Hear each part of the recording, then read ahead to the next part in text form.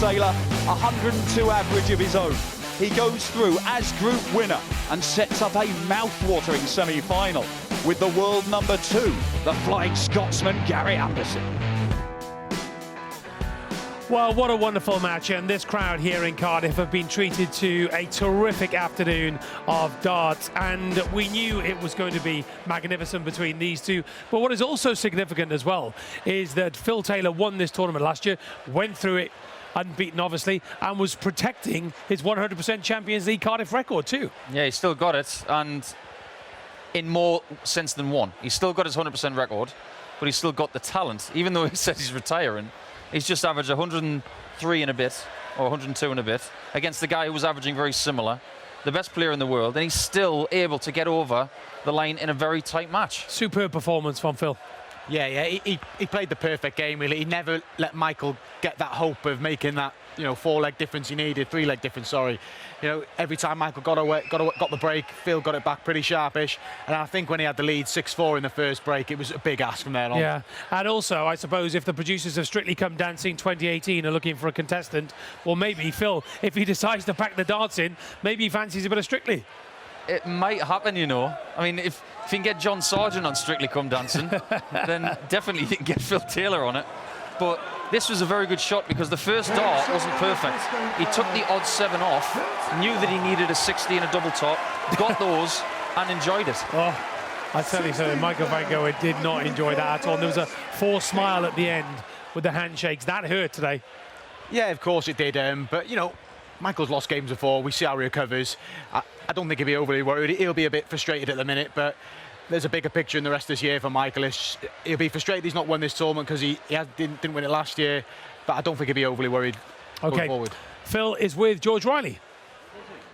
And Phil's just been watching himself dancing on the television. You missed your calling, haven't you? I've got to go on Dancing on Ice now, or Celebrity Come Dancing, haven't I? I'd win that, wouldn't I? Do you see them moves there? The old hips. The guys in the studio saying you played the near-perfect game. What was your assessment of your performance? No, not at all, not at all. I can play better than that, of course I can, and Michael can. I've just played Michael's game. He's a winder-upper, so am I. So I've just given him back what he normally gives, you know what I mean? He gives it large when he goes in front, so I thought, give it him large when I win a leg, and that's what I did. Does it make it more pleasing for you winning and knocking Michael van Gerwen out? Of course it does. I love to lose. Of course it does. He's a world #1 and world champion. Of course it is. It just shows everybody I can still play the game. When he come off, he had to go up Bob. He says, I kept moving his stuff on, they're thinking I was disrespectful. He's talking a load of rubbish, to be honest with you. I don't touch his stuff. I don't even know what he's on about. What stuff? His dart case, no idea. But who cares? Was there a bit of bad blood up there, or was that just competitive nature of both of you? He's the best winner in the world. He is the best winner in the world. But when he loses, the biggest hard arse you ever drew breath. And I'll tell him when I go upstairs, trust me. You have got a semi-final with Gary Anderson to look forward to. Who never stops smiling. Whether he wins, lose or draw, he never stops smiling. He's a great character, and he's going to hit loads of 180s, Gary is. I think Gary's got through by the skin of his teeth, and I wouldn't put money against Gary to win this, if you know what I mean. I'm going to give him the best game he's had all weekend, but he's one of them players that can just pull it out whenever he feels like. He's so talented as Gary. Adrian is, but Adrian didn't show it this weekend. But Gary can, and he's sneaked through. Peter should have gone through. Gary knows that. But never mind, it's me and Gary Anderson in the semis. And we're looking forward to it. It'll be live on the BBC tonight. We'll see you then. Thank you. Thanks, George. Cheers, Phil. Yeah, we'll see Phil a little bit later on. What do you make of that then? There's a very interesting interview there. Is there real bad blood between those two, do you think? I think there's more bad blood now than there was before. Before that interview? It's like one of those cocktails that you just keep adding stuff to it. It gets stronger and stronger and stronger. And at the end, you put the umbrella in it. You might as well light it up because it's just going to explode at some point. Maybe these guys have got a collision course for the World Championships where Michael van Gerwen will want to be the last player he ever plays at a World Championship. Michael van Gerwen wants to take him out. Make no mistake about that. Yeah, what's your understanding of the relationship between them? Yeah, I think it stems from that game in the World Match Play. I think there were some comments after the game that Phil made.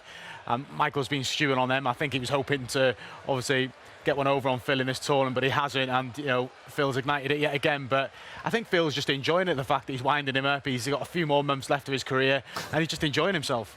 He looks like he's enjoying himself as well. Okay, let's show you how Group A finished then. We are right up to date. Group B finished this afternoon too. Phil Taylor tops it. 3 out of 3. Raymond van Barneveld as the runner-up. Michael van Gerwen and Adrian Lewis are both out.